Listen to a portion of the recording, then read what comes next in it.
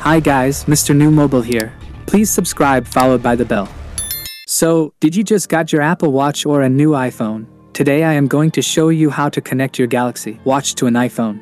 Whether you're new to the Galaxy Watch or just got yourself an iPhone. The first step is to download the Galaxy Wearable app from the App Store on your iPhone. Open your App Store, search for Galaxy Wearable, and hit the download button once it's installed. Now that you have the app, it's time to pair your Galaxy Watch with your iPhone. Make sure your watch is charged and turned on. Open the Galaxy Wearable app on your iPhone and tap on Start the Journey.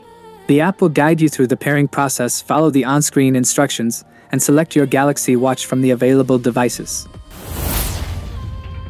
Once your Galaxy Watch is paired, you may need to grant certain permissions to allow access to features like notifications, contacts, and health data. You can customize these permissions based on your preferences. Just follow the prompts on your iPhone and give the necessary permissions to complete the setup. Your Galaxy Watch is now connected to your iPhone. The next step is to sync your favorite apps and customize the settings. Open the Galaxy Wearable app, and you'll find a list of compatible apps for your watch.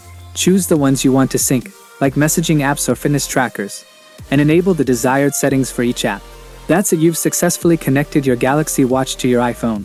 Now you can enjoy all the features and functionalities of your watch seamlessly.